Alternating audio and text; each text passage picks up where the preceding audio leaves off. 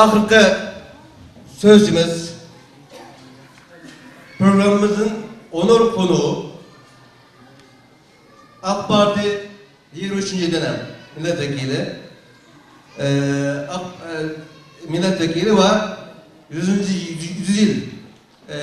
yıl dekanı Profesör Doktor Celal Arbay hocamızı en sonuna bıraktık. Son noktayı koysun diye. Cumhurbaşkanımız da en sonunda konuştuğu için kendisini de en sonunda bırakıyoruz. Hocamızdan sonra duayla bitireceğiz. Dua için Niyaz Damar'la sahneye çıkacak. Ondan önce Profesör Doktor Celal Arbay hocamızı sahneye davet ediyorum. Buyurun hocam.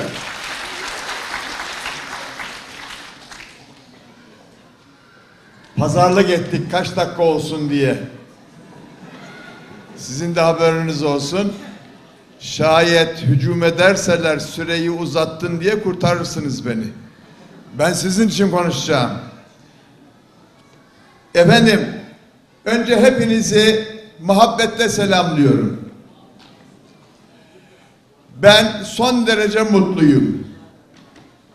Öncelikle Rabbim Barin inkılabında bu dava için ruhunu feda eden şehitlerimize rahmet eylesin.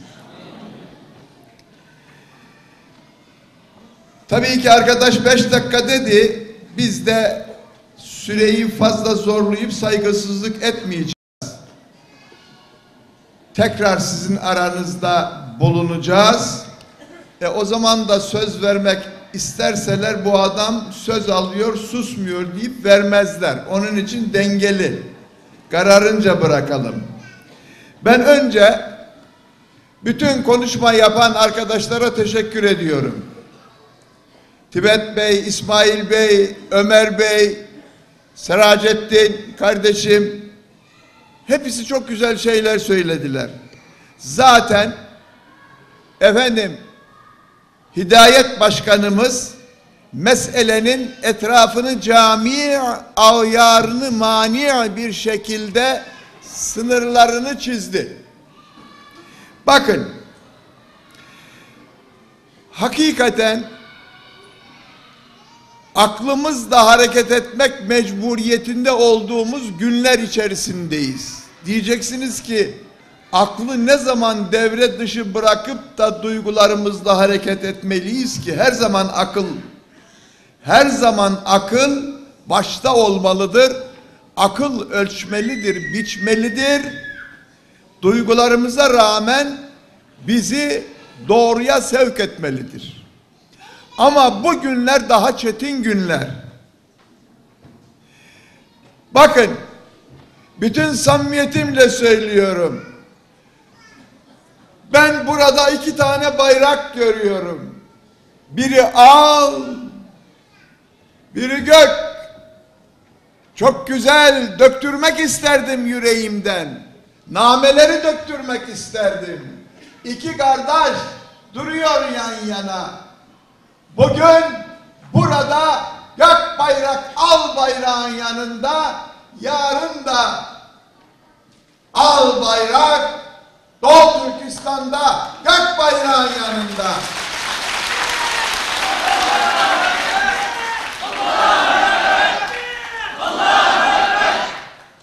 Öyle başlamak isterdim. Ama dengesiz, akılsız bir takım hareketler beni tedbirli olmaya sevk ediyor. Hani Anadolu'da bir laf vardır. Öküzün altında buzağı arayanlar var. Belki sizin içinizde de var.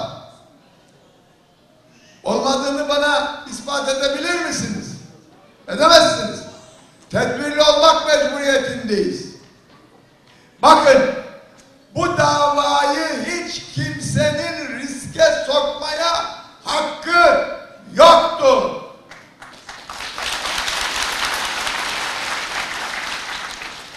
Doğu Türkistan davası hiç kimsenin psikopatlığının, hiç kimsenin fanatikliğinin, hiç kimsenin dengesizliğinin, deliliğinin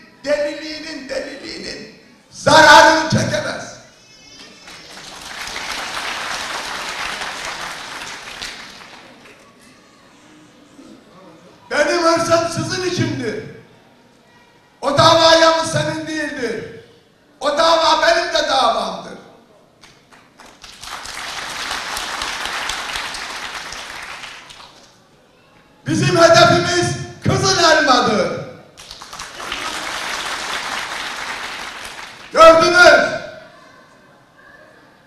Abdülhamit merhumun taktiğinde, programında gördünüz. Onun ağzından dökülen Doğu Türkistan cümlelerini dinlediniz. Oraya sevk edilen bataryaları dinlediniz.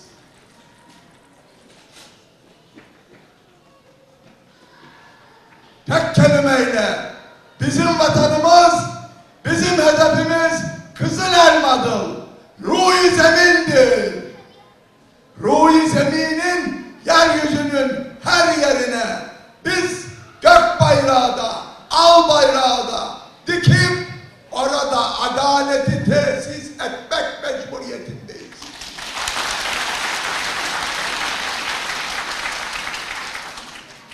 Ama bu akılla olur, akılla. Elbiseleri çıkartıp da başka renkte elbise giyip poz vermekle olmaz. Lafın hepsi deliye söylenir. Siz akıllı adamlarsınız.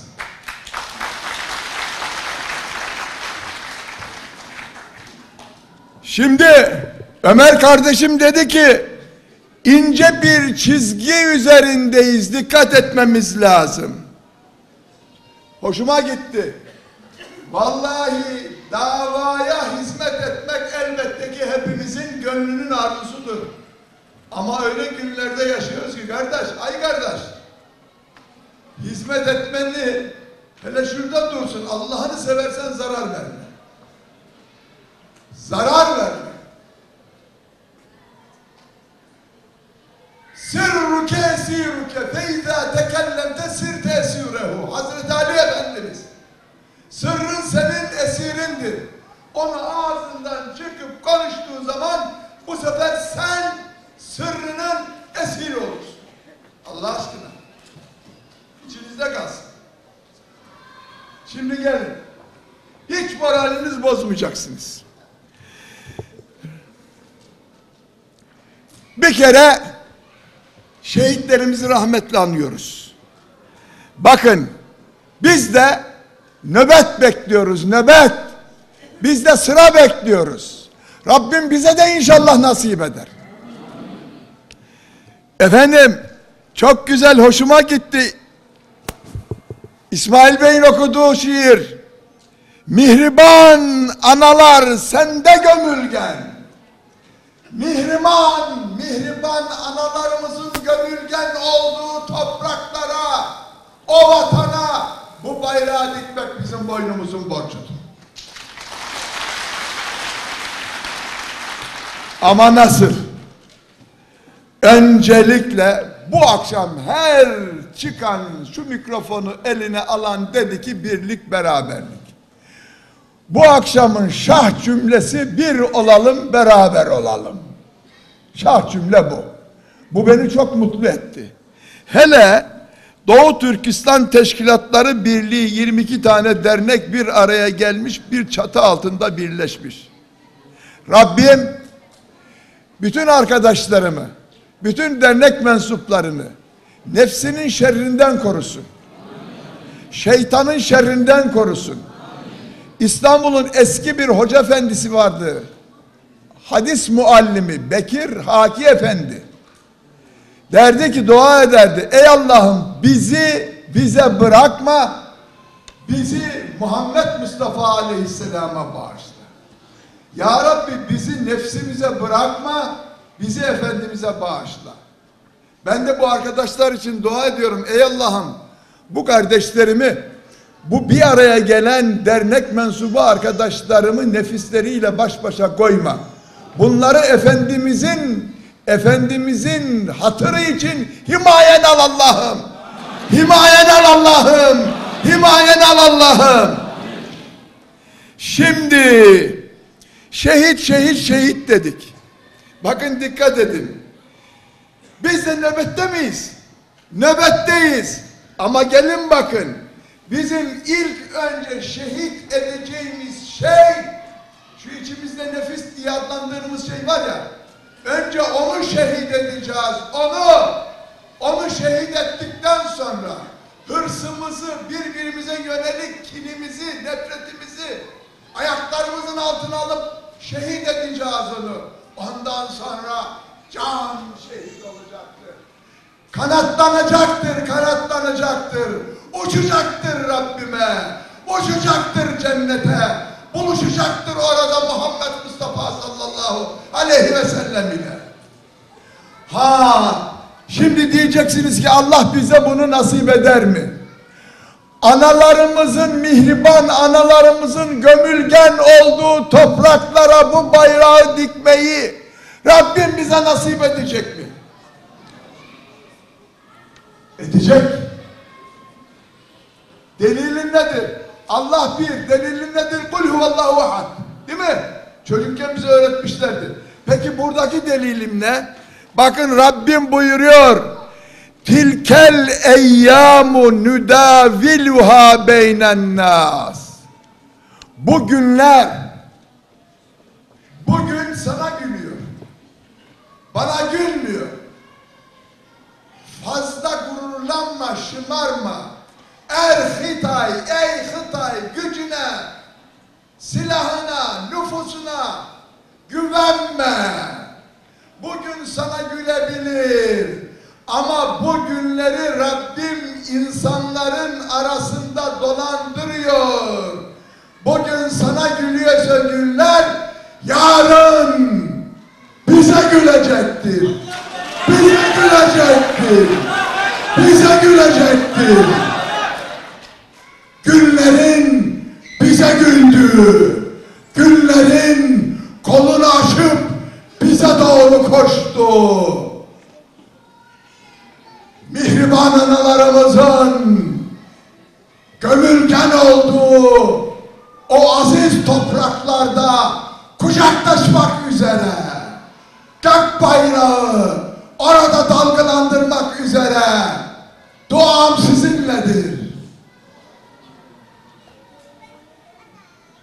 Gönlüm sizinledir. Duam sizinledir. Allah yar ve yardımcınız olsun. Rabbim sahibimiz olsun. Rabbim bizi nefsimizin şerrinden, şeytanın şerrinden korusun, himaye etsin. Bizleri, birliğimizi, beraberliğimizi, kardeşliğimizi daim eylesin. Bizi Efendimiz sallallahu aleyhi ve selleme bağışlasın. Hepinizi saygıyla selamlıyorum. Kanı